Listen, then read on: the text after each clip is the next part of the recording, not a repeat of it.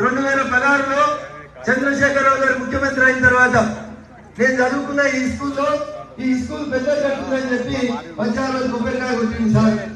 10 కోట్లు ఇస్తా స్కూల్ కు అని చెప్పిండు, ఇచ్చిపోయిండు.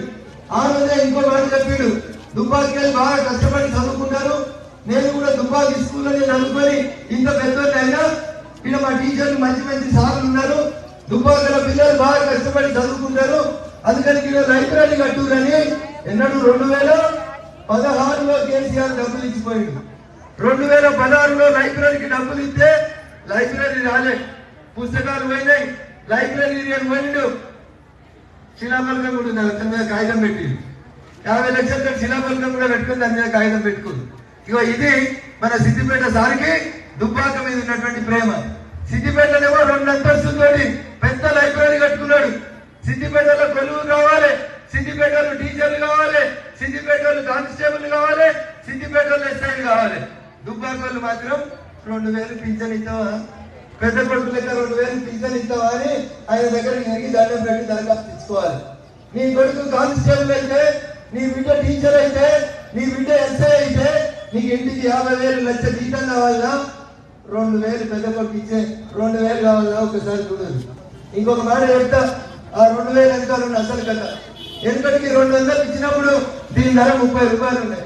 ఎందుకంటే 30 రూపాయలు ఉన్నాయి.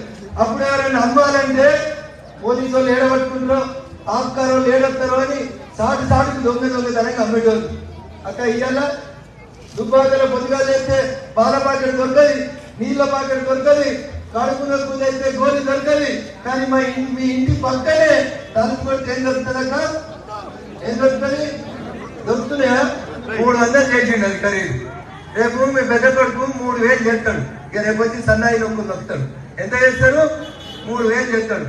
అది పింఛన్ 3000 లేగానే ఏమైతే దొరికేనా, పొద్దుగా లేగానే వచ్చి తలుపు కొడతారు 6కి. మీరు పాలు వచ్చినాయో పేపర్ వచ్చినాయో మీరు తలుపు తీస్తే ఇంటి ముంగట క్వార్టర్ పెట్టి మొన్న 3000 పింఛన్ ఇచ్చినాం కదా, ఈ సీసాకు 300 ఇయ్యని చెప్పి దౌర్జన్యంగా నిలబెట్టి వచ్చింది. తెలంగాణ నెంబర్ 1 దేంట్లో తాగుట్ల మందంగుట్ల. కేసీఆర్ గారి ముఖ్యమంత్రి అయినప్పుడు సీసాలు అమ్ముతే, విస్కీ బీరు బ్రాండ్ అమ్ముతే 10,000 కోట్లు వస్తుండక, ఇవాళ కేసీఆర్ ముఖ్యమంత్రి అయిన 10 ఏళ్ళకి బీరు బ్రాండ్ విస్కీ అమ్మితే 50,000 కోట్ల రూపాయలు వస్తున్నాయి. ఎంత వస్తున్నాయి? 50,000 కోట్ల రూపాయలు వస్తా ఉన్నాయి. 2 నిమిషాలు 50,000 కోట్లు వస్తున్నాయి.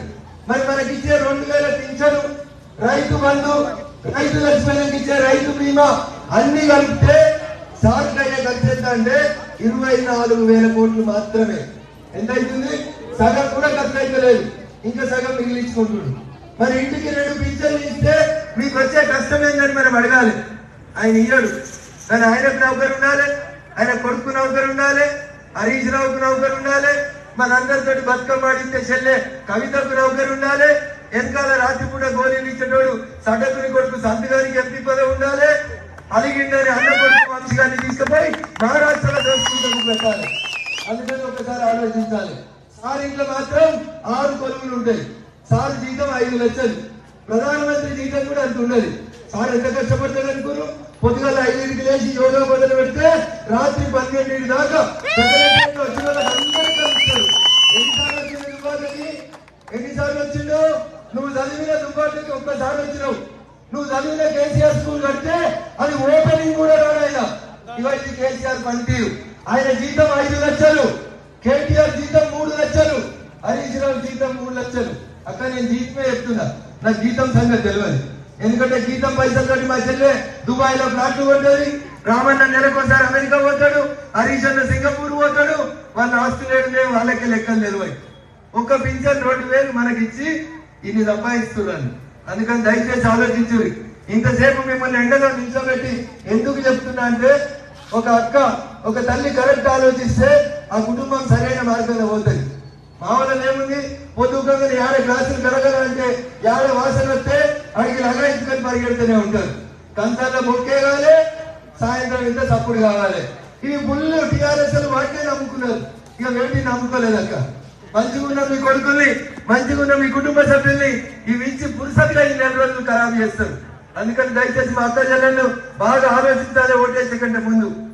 తాగుబోతుల రాజ్యం కావాలన్నా, గూండాల రాజ్యం కావాలన్నా, బెదిరించి దోచుకునేటోడు కావాలన్నా, మీ కొడుకు లెక్క మీ ఇళ్లలో ఒక్కరి లెక్కుండే రఘునందన్ కావాలన్నా, ఒక్కసారి ఆలోచించమని చెప్పి